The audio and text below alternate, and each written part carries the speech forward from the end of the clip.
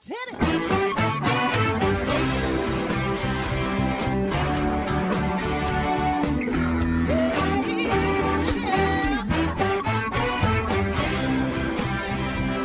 Hi, everyone, and welcome to Alzheimer Speaks Radio. I'm your host, Lori LeBay, and I'm so excited that you're joining us today.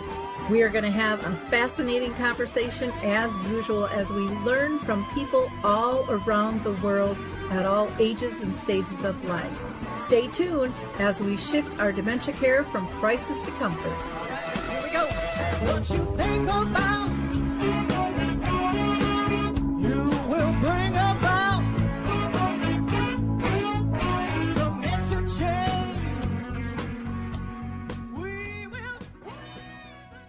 Well, hi, everyone. Welcome to Alzheimer Speaks Radio. I'm your host, Lori LeBay, and I hope you enjoyed our opening music. It's called Clarion Call by the Mark Arneson Band. And if you do like it, you can go ahead and download that on any of your favorite music platforms. For those of you that are new to our show, Alzheimer Speaks is about sound information, not just sound bites. And we like to interview people all around the world because we know we can all make a difference together. So if you're interested in being a guest on our show, please reach out to me at radio@alzheimerspeaks.com.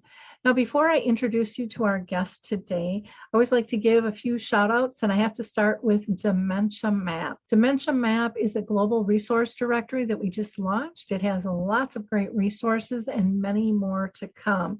So go to dementiamap.com. There you'll be able to find the Memory Cafe directory, Coral Health, which has 2 apps you can download for free. You will find things like Zinnia TV and Saltbox TV, so much more.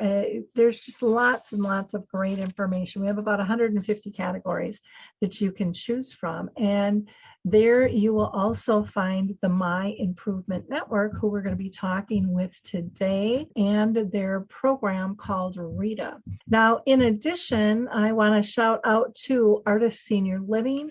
They are sponsoring an event I'll be doing on August 10th. From 6:30 to 7:30, that is Eastern Time.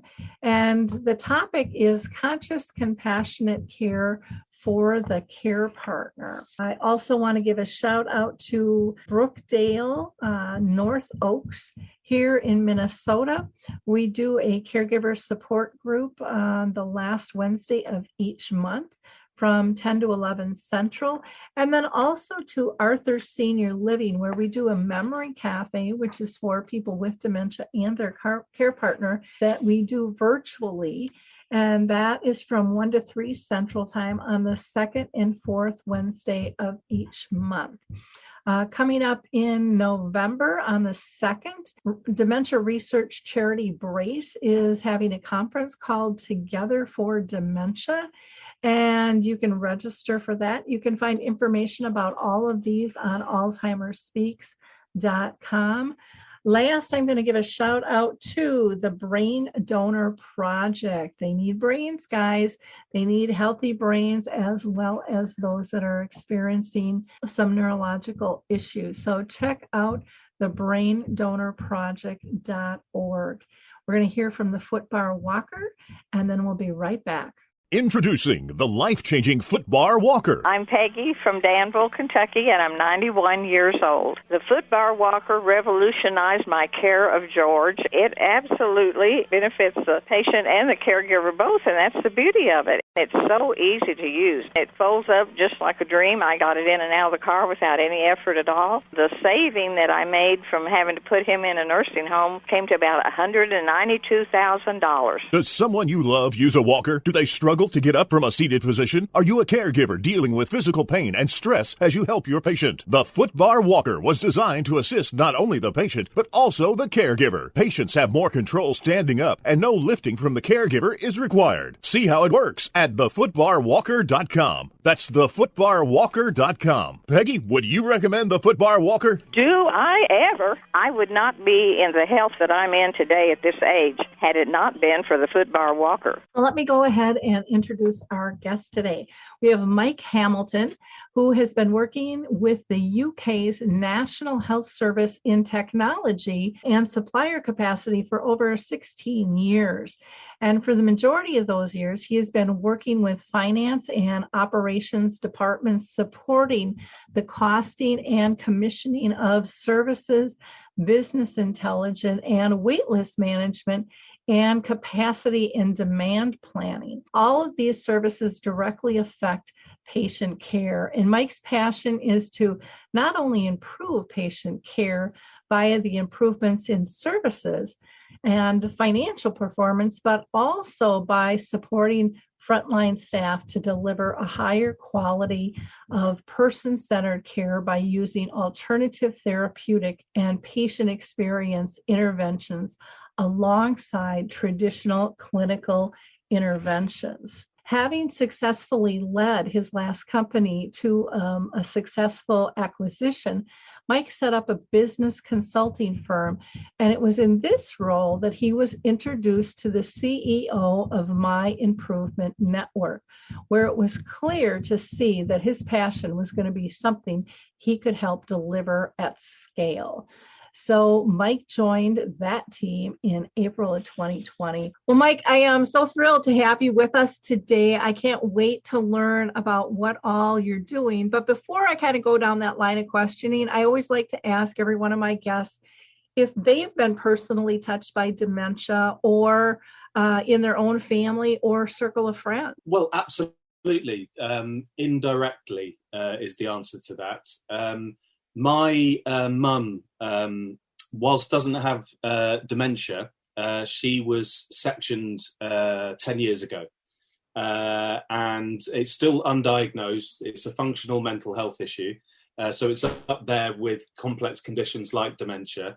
And she's been in and out of health and social care, or the health and social care system in the NHS in the UK for, as I said, 10 years, and it's been challenging, to say the least, because it's not too dissimilar to dementia in that you, in one way or another, you lose that individual. As my father once said, it's like losing someone to death, but they haven't died, but you're mourning for them. So it's been very challenging for us as a family. It does make me realise what an impact dementia has, because it's not too dissimilar. So that's been quite a challenge, and it links in with my professional life as well, which we'll talk about. And then on a different subject, it's more related to a good friend of mine. My good friend Charles Blackwell. His father has been experiencing Alzheimer's. Or living with Alzheimer's, and it's been a real challenge for the family. It's been a challenge for the friends as well, and particularly his wife. He's now in a sheltered accommodation in a care home. He's very happy there, but I can't talk with any evidence because I've not been involved in it myself. But according to his wife, Jo, it was a real challenge. And a heartbreaking challenge, because at some point you can't look after them as much as you would want to. And one of the interesting things that Charlie told me about when he went to go and visit, or has visited, his father, is the difficulty to have a conversation, which is really interesting because it's exactly the same for me as well. You don't know where to start. The conversations that you would have had when they were themselves, you just can't have those same conversations. They either don't remember it, or if they do, they want to divert and deviate away from it. So, both those two incidences or examples are of how I've come into contact with dementia, functional mental health, Alzheimer's, and so on. Well, thank you. I appreciate you telling us about that. Let's talk about RITA. I've heard a lot about it, but I don't know near as much as I'd like. So tell us what RITA stands for and what it's all about. Sure. So I mentioned earlier on that the personal situation with myself and my family has influenced my decisions career-wise in recent years, and when I was introduced to RITA and My Improvement Network, which I am a director of,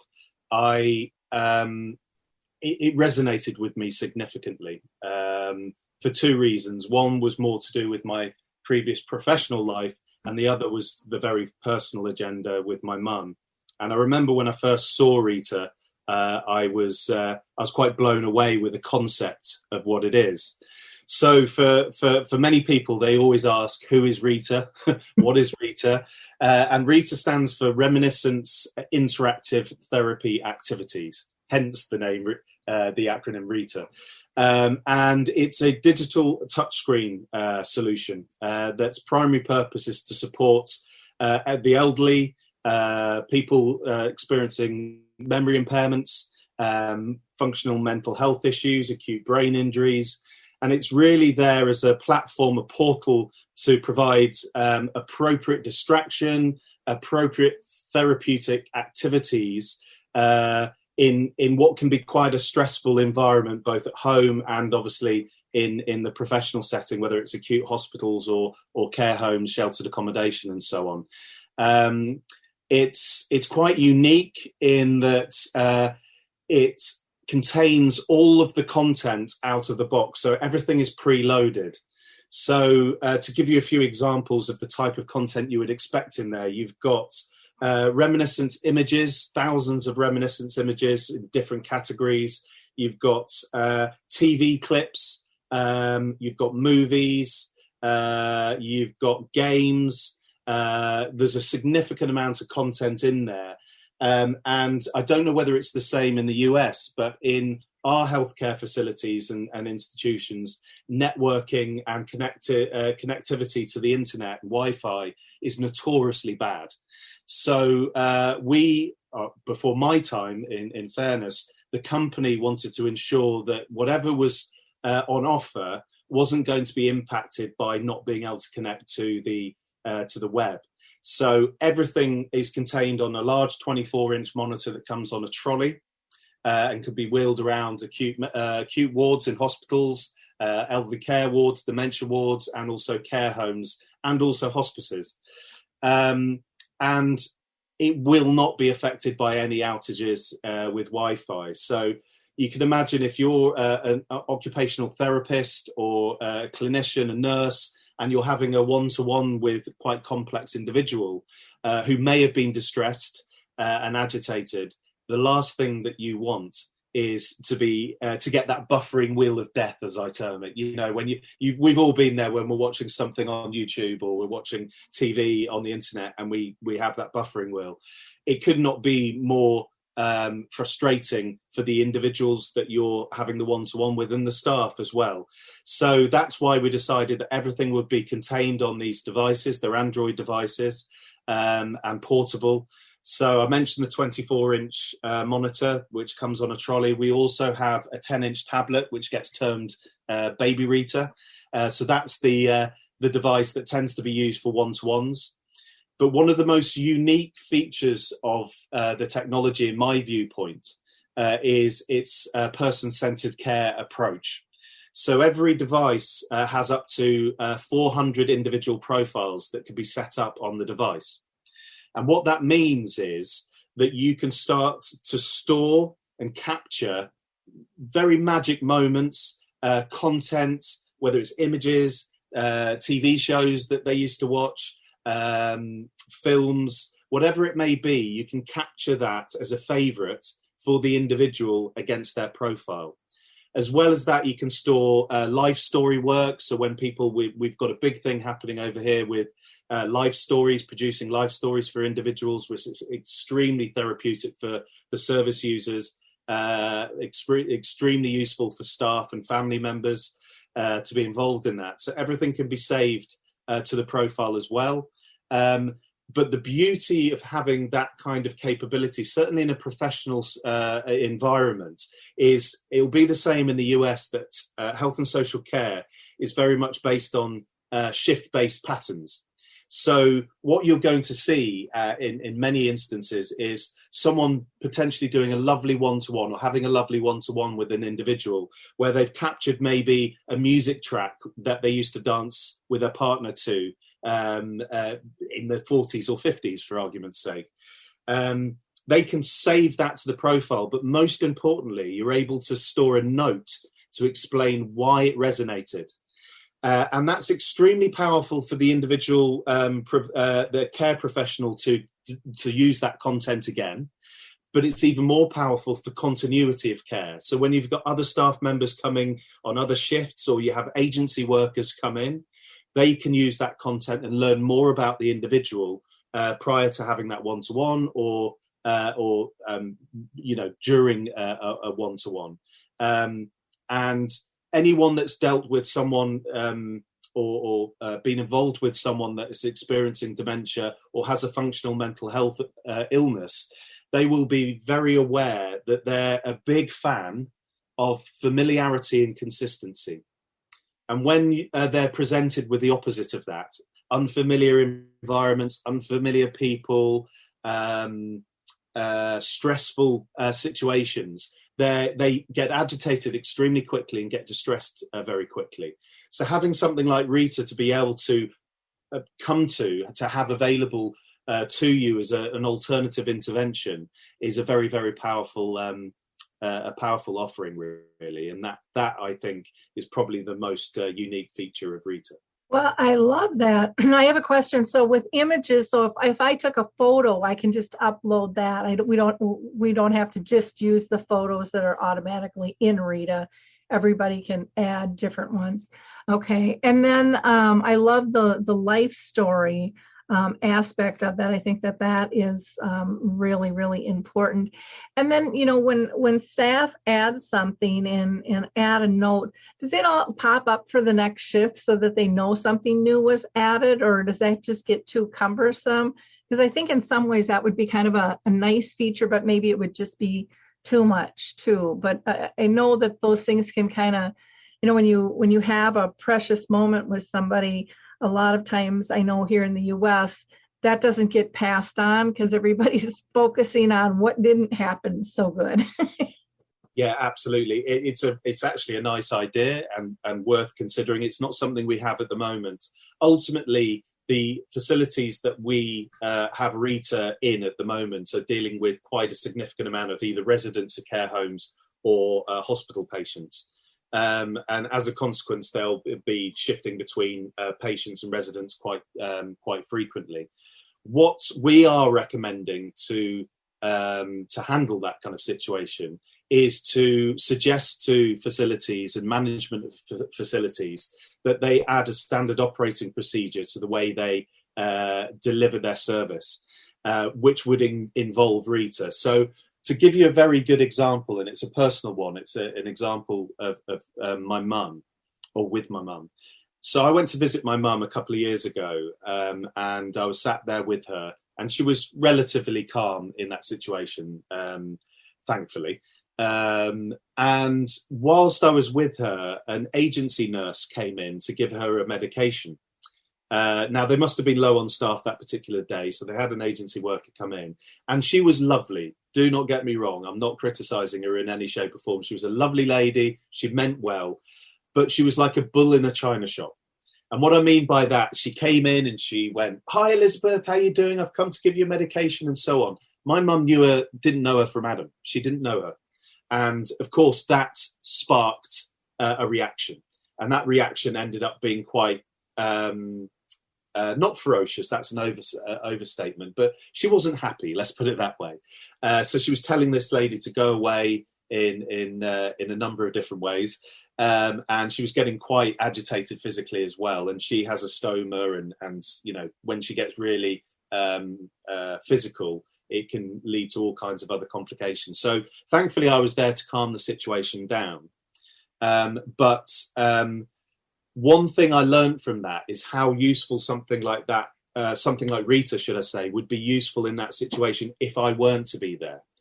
Because in all likelihood, if my mum had reacted in that way and continued to react in that way when the agency worker came in without me there, there is a very, very strong possibility she would have been given a chemical restraint, some kind of antipsychotic or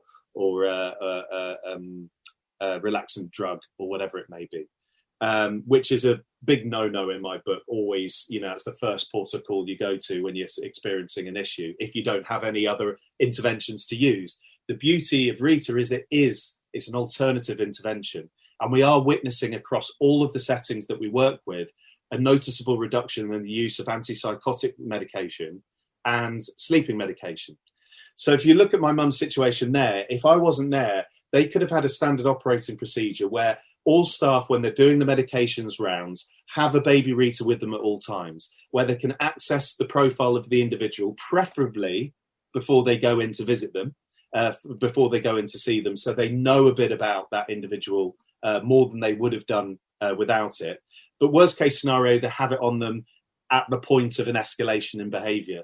And at that point, they can go into the profile of the individual and start to look for content that's worked with them previously, but most importantly, have something to talk to them about as well, not just have the image or the TV clip or the music track. So in answer to your question, it's not there yet, but we do recommend having a standard operating procedure to have RITA at their disposal when necessary. Well, that just makes so much sense. I think of my mom. My mom lived with dementia for 30 years, and 14 of that she was in a nursing home. And, I just think if she would have had a cue even for medications, like with a favorite song, just to hear that. I mean, music just always lit her up, got her in a good mood, and she was pretty cooperative.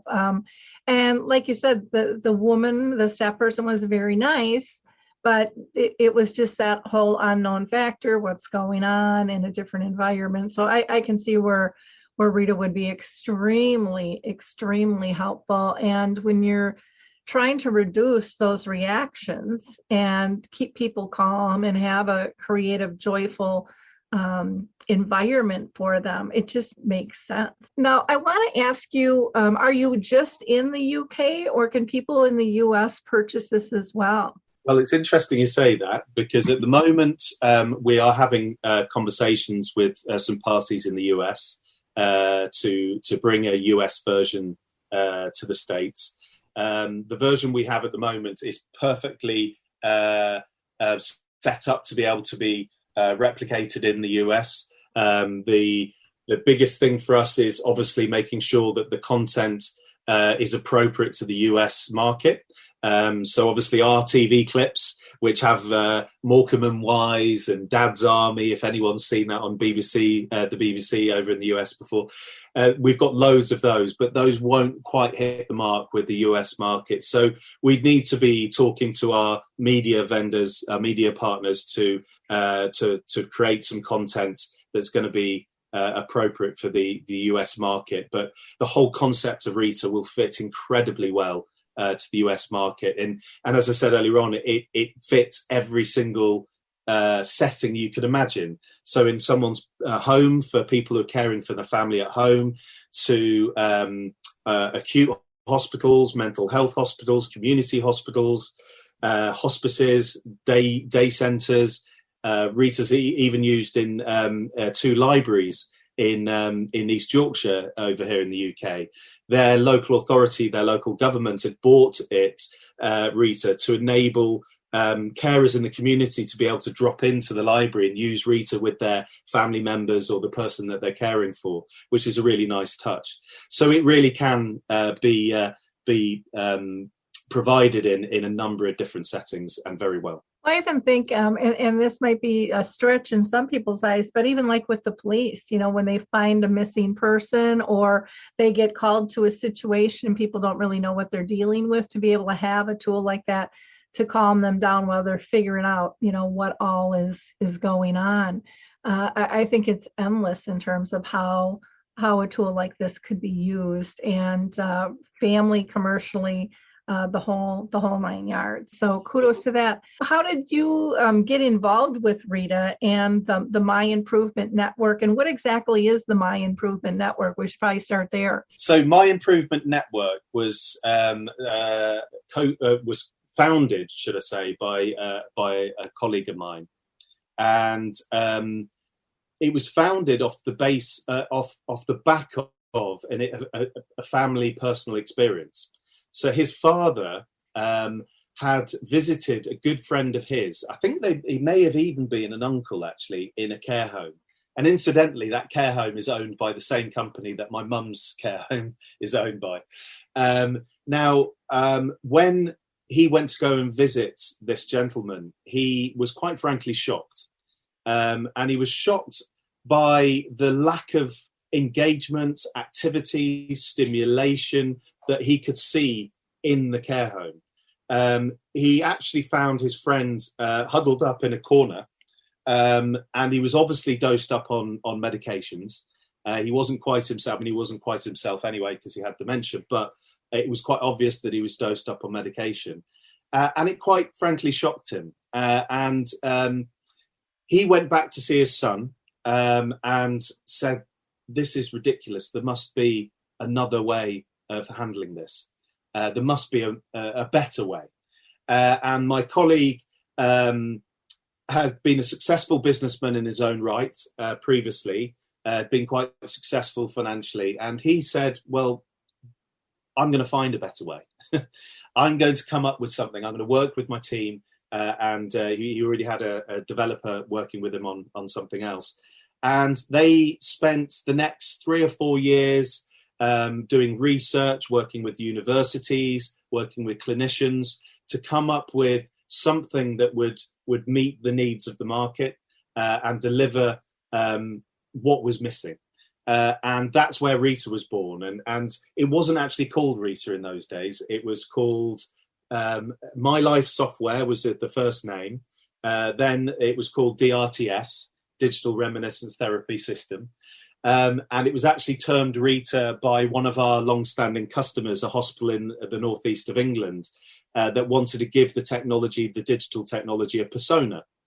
And the reason why they wanted to give it a persona is because whether we like it or not, service users and staff especially can be very daunted by technology, no matter how simple it is to use. So they called it RITA. RITA became a she. We have Mummy RITA and Baby RITA.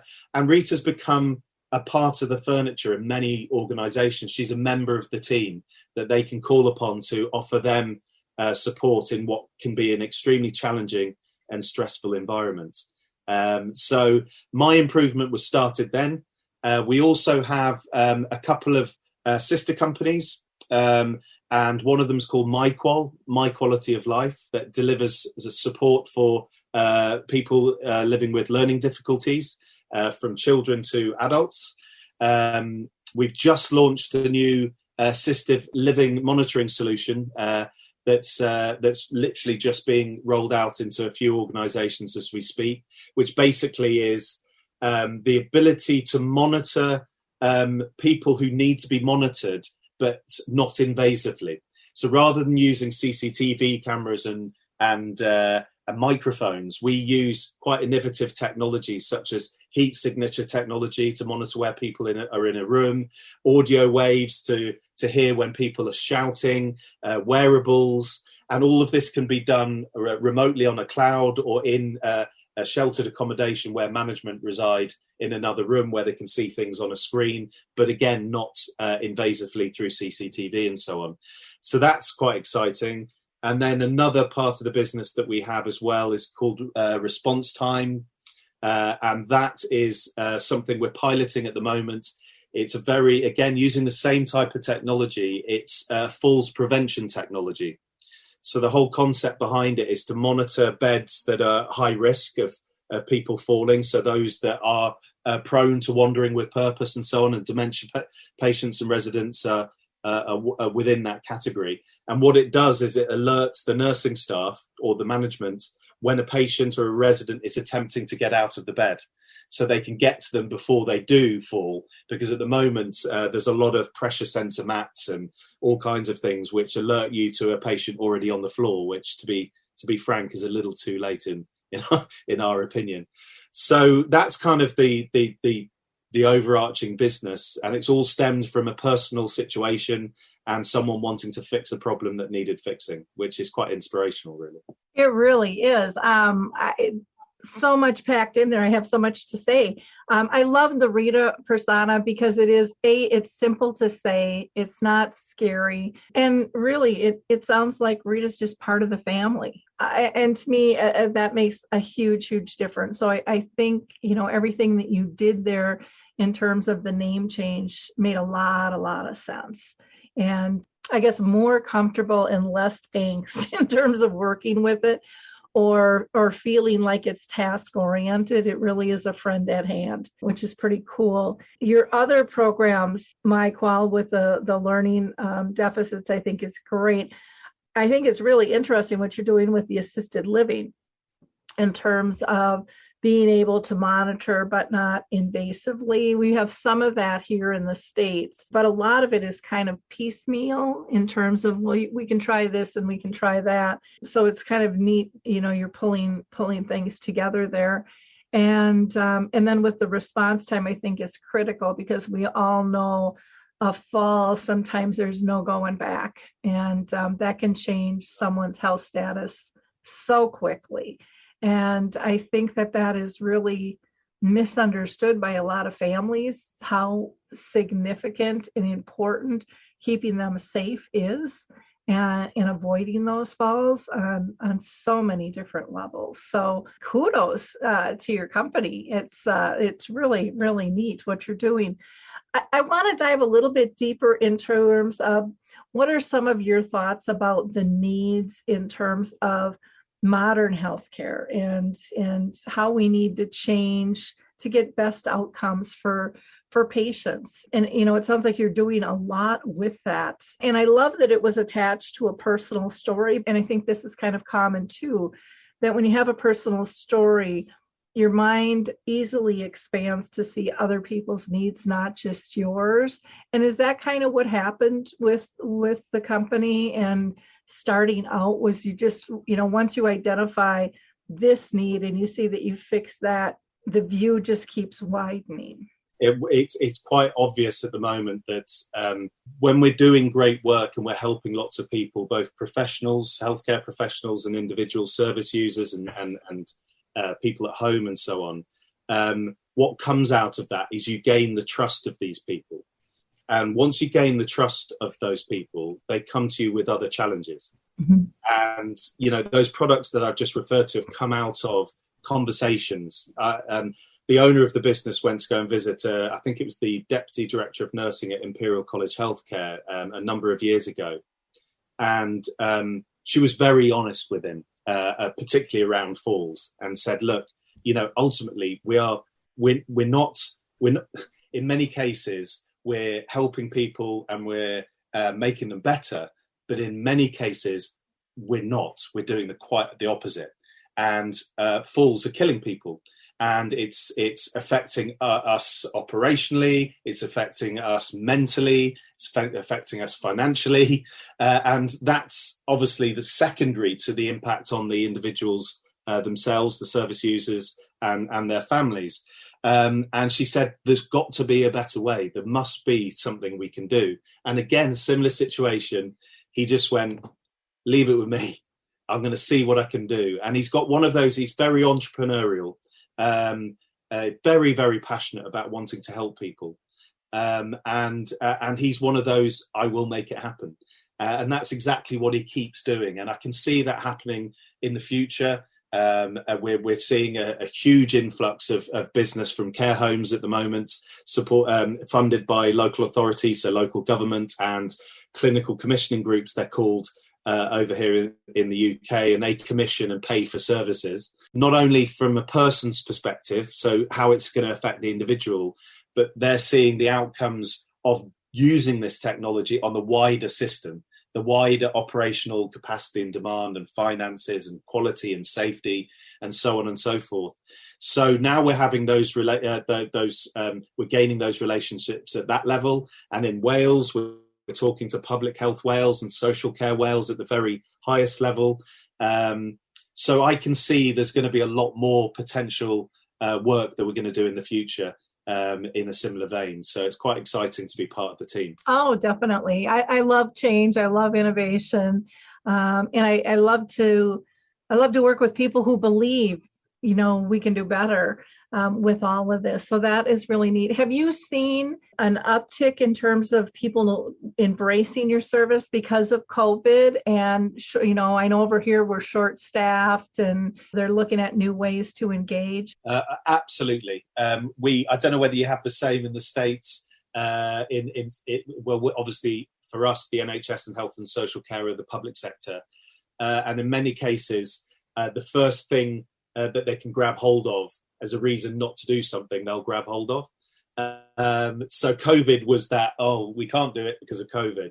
So it took us a bit of a while. It took us a good six, even to 12 months to educate a lot of these funders on how much of an impact it will have during COVID. And a lot of them have embraced it. And the stories we've heard about what a difference RITA has made to them, to the service. Obviously, like you said, a lot of them are limited with staff. RITA really supports that. And it's connected people to their families as well. Video calling is a simple concept. But what the NHS was doing over here, and they were doing it for good intentions and good reasons. They were investing in lots of iPads and sending them out to all of the care homes, which is wonderful. It's them getting free technology. The problem is there wasn't really any thought given to what they're going to do with the iPads. So in many cases, a lot of the iPads weren't used because people didn't know what to do, how to use them, and they didn't have any apps to put on them. In many cases, the iPads were too small to have video calls with family because people wanted larger screens and with eyesight issues and hearing issues and so on and so forth. And ultimately, like I said, it was, what do we do with them? So when we explained that actually you get at that functionality within RITA anyway as a standard, but alongside that, you get all of this other content and capability to support the staff and the residents and patients and so on, that's when it clicked. And obviously it also clicked from us being able to evidence a reduction in hospital admissions from care homes because of a reduction in falls. So RITA helps to contribute to a reduction of falls because people are kept stimulated during the day, they're kept entertained and calm, and they're not wandering with purpose, they're not wandering at night, which is one of the common issues with people getting out of bed in the middle of the night and falling. So that has a knock-on impact on hospital admissions. And because ours is publicly funded, capacity and demand is always a big issue. So waiting lists are a significant issue in the NHS. And we were able to demonstrate to them that we can help prevent avoidable hospital admissions from our most complex patients, our most complex residents, because we all know, sadly, and it's a horrible stat, that dementia patients are significantly prone to long stays in hospital. And they're prone to deteriorating in hospital and falling in hospital. And many, many don't make it through the other side. And many of those admissions are avoidable. So if we can play just a few little bits a part in that, it's a huge thing. And again, it's not about the technology. The technology is great, don't get me wrong. It's change in behaviour, change in attitude, change in environment, and culture. And once people get that, and that's what we do a lot of, is education and raising awareness, then the product does its thing. Because if you don't use it, you're not going to get the value from it. Yeah, I love that. I can see where that would help out so much with COVID. I'm wondering if staff, because I can see this not happening in some cases, but if staff let families know of this technology, so maybe families could send in photos or short videos that could be added into profiles. Or because I think a lot of times when something's new, they just kind of use the basics.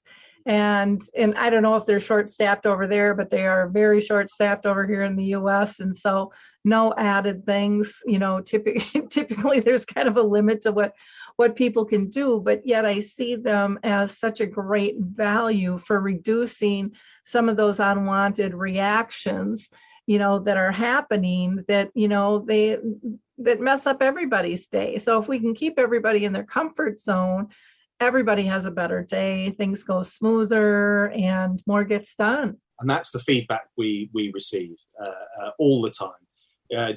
Every week we're receiving new case studies and feedback, because we always get feedback from all of the deployments that we have, and that you just hit the nail on the head in terms of the environmental change that it has if it's used appropriately. And what you asked about in terms of being able to get family members involved, absolutely. So you can send in images.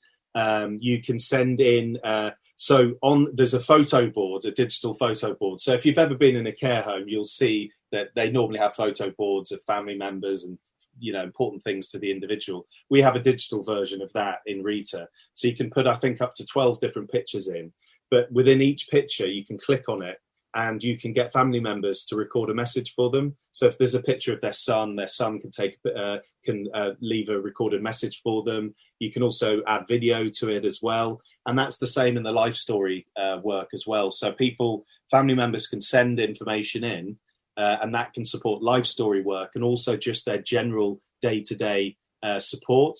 And then finally, one of the other things that can be done incredibly well in the system is, which I think is lovely, and it's basic. It's you probably on your iPad or your tablet done a digital jigsaw before.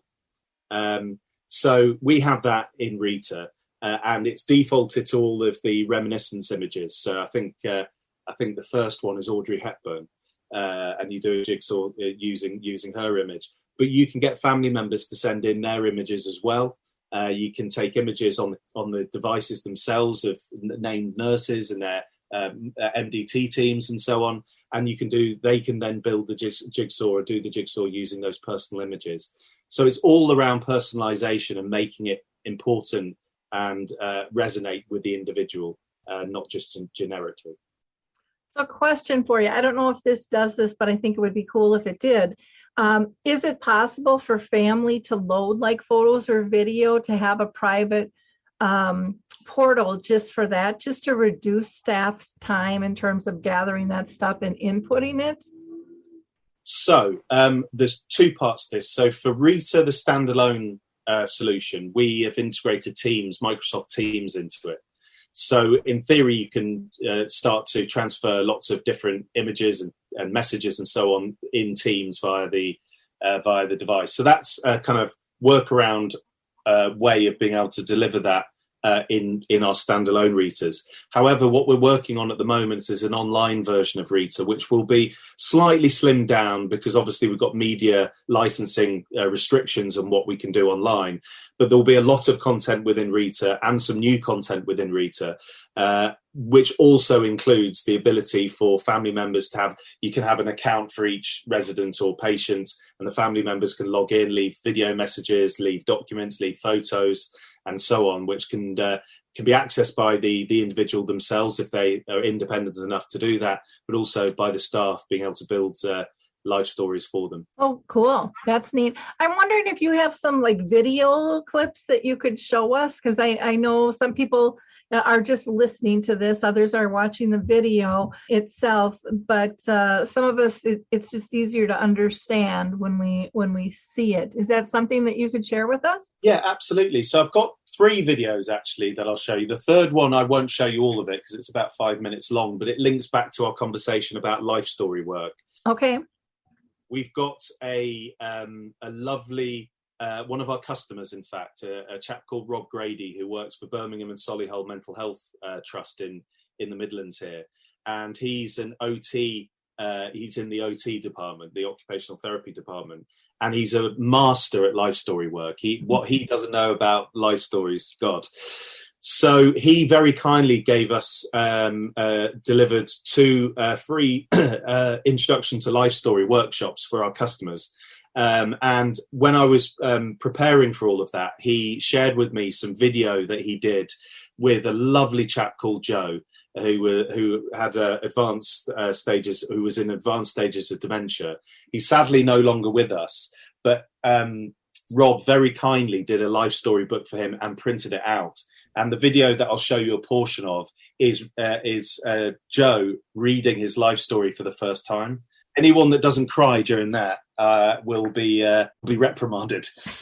So this is Katie Pritchard, who was a ward manager. I think she's been promoted since then.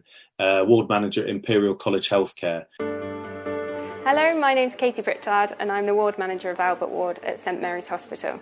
We've been working with the My Improvement Network system since November, which has been absolutely fantastic, and we've seen huge improvements into the delivery of care for patients.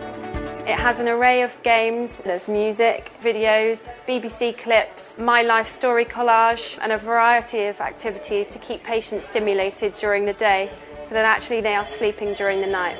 We've seen a huge improvement in the stimulation of patients, and keeping them awake during the day has really helped in their sleep-awake cycle. We found that a lot of patients were getting up at night time because they've been asleep during the day, and this then puts them at high risk of falls, trying to get out of bed and up mobilising in the dark.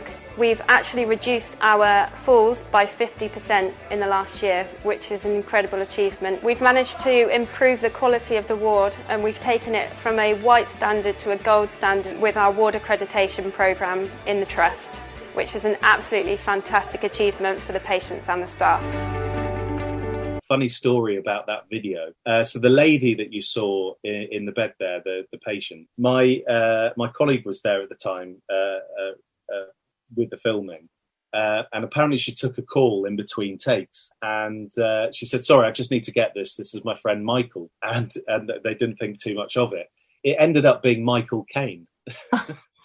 She's friends with Michael Caine. Apparently, she's quite a wealthy woman. Her husband was very wealthy and left quite a lot of money to Imperial College Healthcare as well. So she's quite a well-known person. But yeah, quite a strange story. What you saw in the previous video was RITA being used in an acute hospital ward, and it's used, as I said, in many hospitals, but it is also used incredibly well in many care homes across the UK. Now, as I mentioned earlier on, we're seeing a lot of investment and funding coming from clinical commissioning groups and local authorities, local governments in England and actually Wales.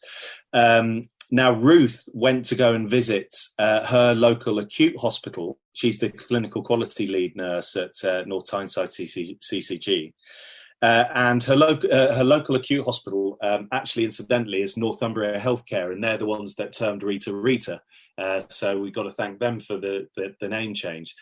But she'd heard lots of good stories about RITA and the type of outcomes that were being experienced and lovely feedback. So she wanted to go and see it firsthand. She, quite frankly, she came back to the organisation and said, "Why in God's name have we not got this technology in our care homes?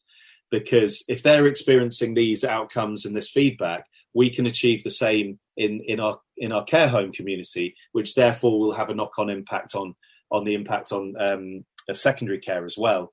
So this is Ruth and what she had to say after the event of investing quite heavily in getting RITA into all of her care homes. We had seen RITA being used in the acute hospital, and part of our quality monitoring when we go around the homes, we identified there was a lack of activities going on within the homes.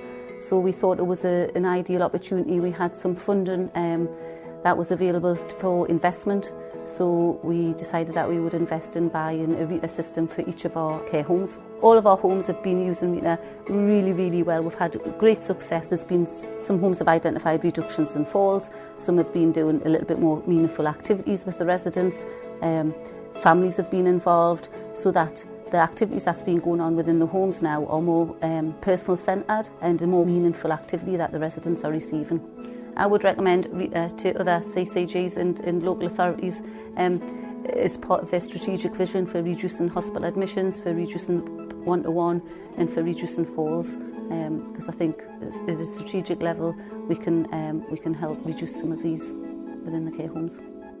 So the third video is Joe. I'll play a bit of it. As I said earlier on, life story work is a passion of all of us at My Improvement Network. And Rob Grady, who you will hear in this video, he took the video and he produced the life story book for Joe. And incidentally, I should mention we got 2 new workshops, free workshops to be able to join in September. So I'll happily share that with you, Laurie. And if there's any of your listeners that would like to have access to that and they're up and about over in the US, they're more than welcome to join that. It basically is Rob discussing the power and value of life story work, and then the second session is dedicated to kind of giving some examples and guidance on how to start and deliver life stories. So it's definitely worth attending if they can make it. Okay. Is this something I should have asked before, where you can do full screen on this, and then we won't see the other videos kind of on the side? There we go. Has that worked? Yeah, and you know, I'd like to see this, but I'm thinking if I can get clips of this sent to me, it might be a little louder and easier to understand. Oh, absolutely. I can send you the YouTube clips straight away. Okay. I'll send the links to it. It's not a problem at all. Sounds good. So yeah, this is Joe. As I said earlier on, sadly he's no longer with us. And actually, at the time of his death, he had no other family members and no one who knew him other than the people that had been caring for him. So his life story book was used within his eulogy when he during his funeral. And it just goes to show that if that life story hadn't been produced for Joe, no one would know about him. No one would know about his background. And as you'll see, it's a lovely, lovely life that he's led and quite colourful. This book make you feel? Well, I could never buy it like this again. No. And everybody that looks at it now really wants to look at it. And some people might even get a double thing on it. So do the staff and the nurses like to look at it? They'd go mad. Would they? Absolutely. Well, how marvellous. I mean, they're all, yes, we could have a look today when I get down. Sometime. Yeah, we'll take it down and you can show people. But they enjoy looking through your books and looking at your life and finding out about you. Well, I do it myself as well. Yeah. I mean, even I look at an old one that way there, I say to myself, well, how long is that one there? And of course, I knew Kenyatta very well, and he's here. He is in there, yeah. And he was first time. He died at 79. No, I meant Gracie Fields. Oh, that's in the war when you met her at Rome. That story when you picked her up from the airport and you offered her a coffee. She had a lot. No, she didn't have that. What did she have? She had a big bottle and over to me on 3. I'll have a triple gin. That's right. That's what you got. You got it right. So about an hour later, she was trying to have a lie down. Yeah. And about 8 o'clock or 9 o'clock, she was ready to try and go into that place and learn a bit more from the pianist. He played it up. He went absolutely fantastic. And the place it was loaded with British and American sailors, and they all thought it was marvellous. And what did you say to her? Shall I show you the stage, wasn't it? To me? Yeah. Oh, she wanted me there, yeah. Oh, absolutely. And I went to... Can you remember what she said to you? You said, shall I show you the stage? And she said, oh, I don't need a stage. Oh, that's right. She walked down a great big step like this, stepped on the last step there. Yeah. The piano was there, and she went down there. She wanted a stage, she didn't get it. She didn't want that. She wanted to sit on the... Sit on the step by the piano. The last one. And the pianist was there. And didn't you say that she also went and did a cartwheel? Well, yes, she did. I like this idea as well. Shows I'm doing something, doesn't it? Yeah, all your concert work. Look at that one there. Did you say it was beautiful? That's up there. That's it. That was personal, that was done. But all these did it. 44 people written all these. That's it.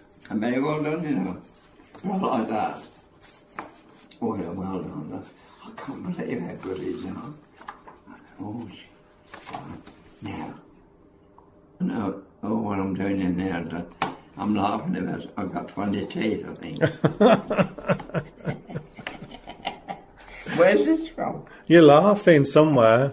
Oh, so that's a really nice photograph of you. Remember that one? That's your piece out to the newspaper. Jolly Joe Moves On. What, the film? Yeah. Oh, That's a wonderful idea. They're all beautifully. I don't know what that one is. That was on your 95th birthday. 95th? Yeah, last year. For young, didn't I? You do. Let's have a look. Look at that. Look at that, Doctor. I think there's one more there. There you are. Oh, that's a good one. That's original. How did they get that? I'm surprised to get I know, made it a lot bigger. Yeah, because you know where that's from. It was from the to America. Was that the ship you went on? Yeah, you know the one.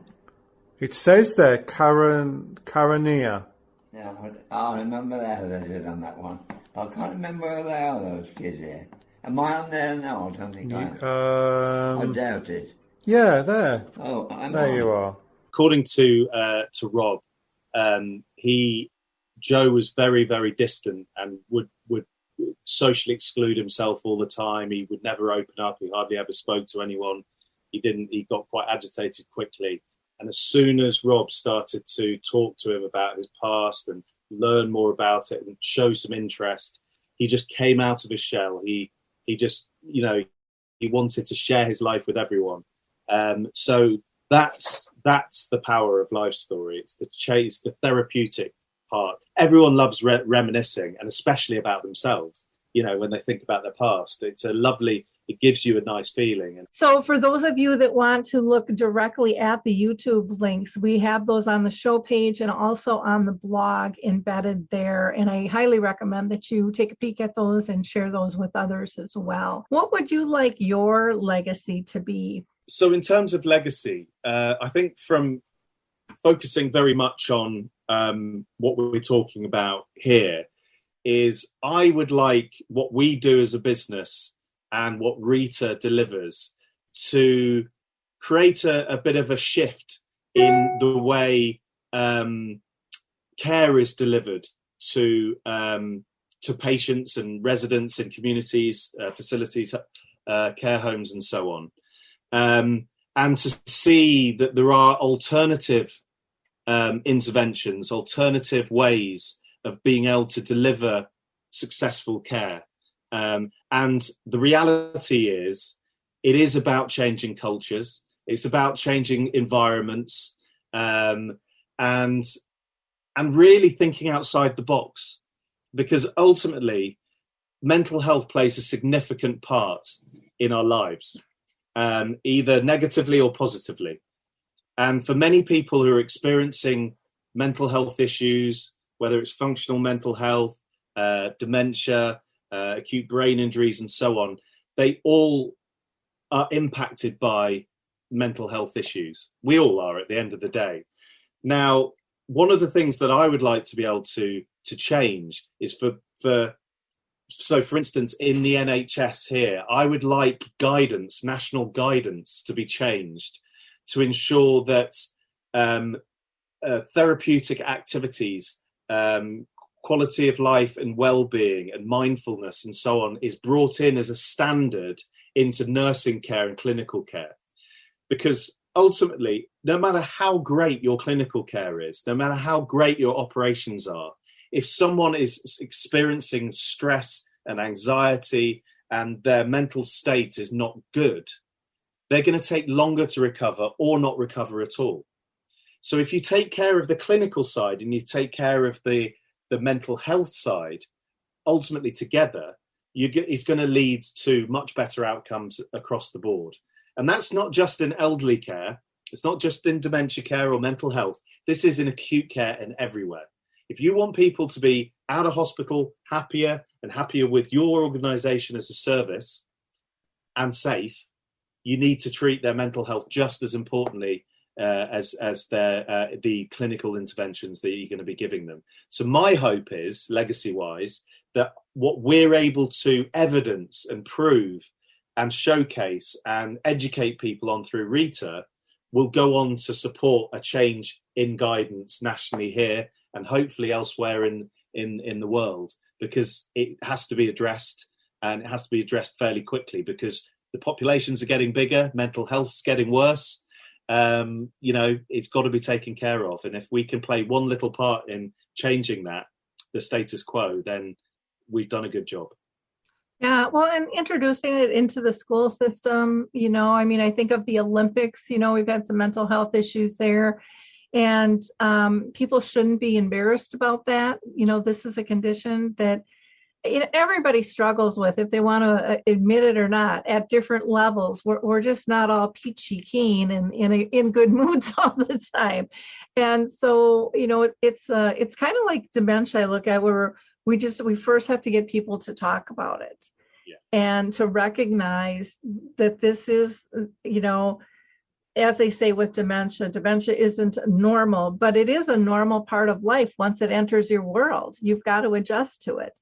And, there are ways to deal with that in a healthier fashion that can reduce the effects and make people still feel like they belong and have purpose.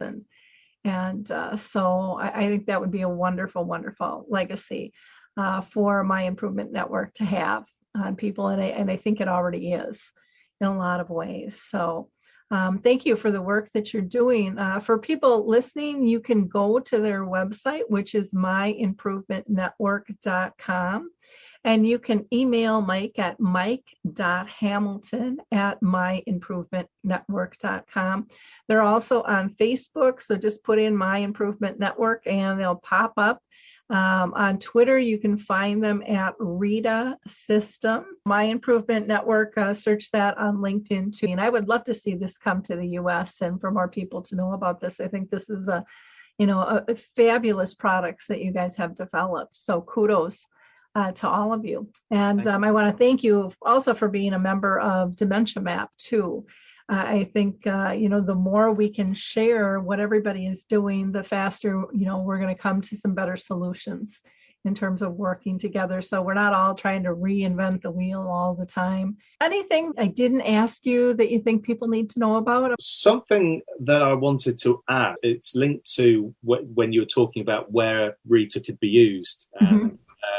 You mentioned a different type. Oh, I said the police could use it. Yeah. So one of the things that links in very nicely with that is I'm currently in conversations with Heathrow Airport. I was introduced to Heathrow Airport by Ian, who introduced us, which was nice. And they are looking at embracing RITA into the areas where passengers need support, whether it's dementia related, mental health related, learning difficulties and so on, that they have a special lounge where they would have RITA available for people to be able to access.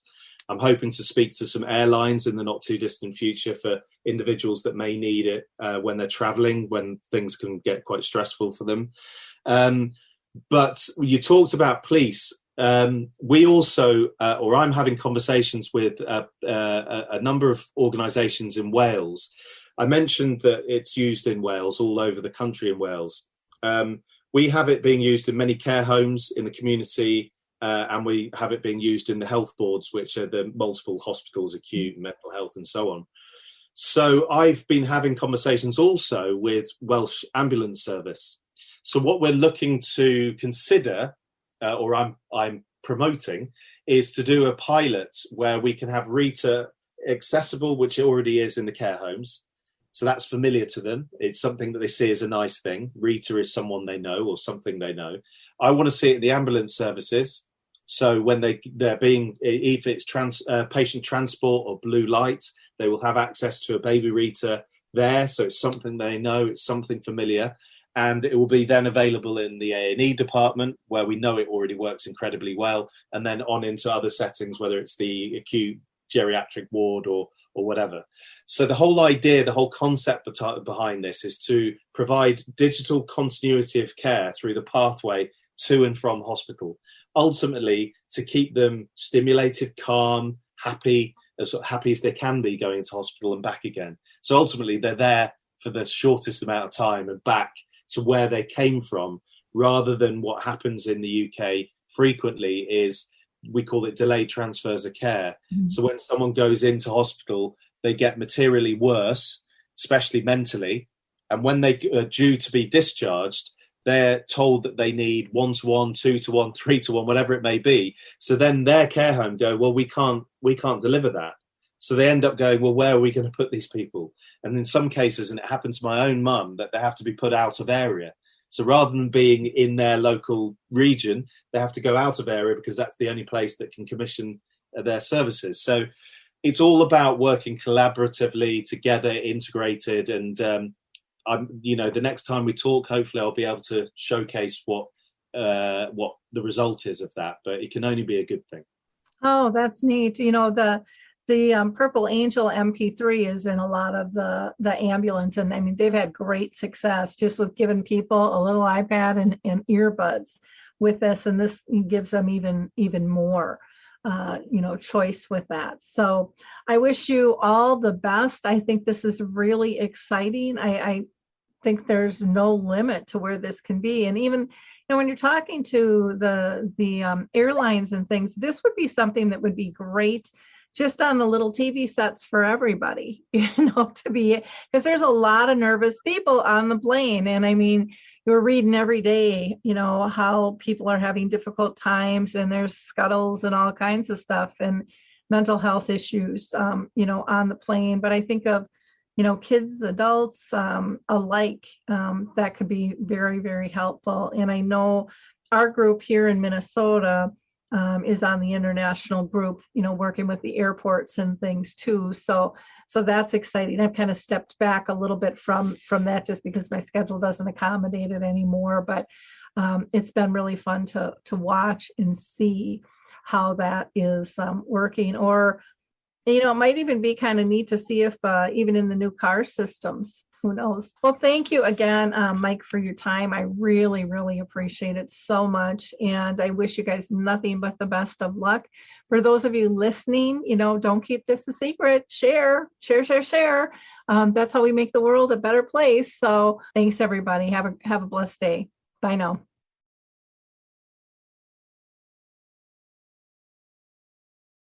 It's time to rethink, renew, and reimagine retirement. Hey everybody, Jared Sebesta here, host of Retire Repurposed. Now this podcast is about the non-financial parts of retirement, which many times can be even more challenging than the financial. We believe retirement is not the end, rather the beginning of what could be the most impactful, purposeful, and fulfilling season of a person's life. So don't retire, become repurposed. To listen now, search Retire Repurposed on your favorite podcast platform, Senior Resource, or Life Audio.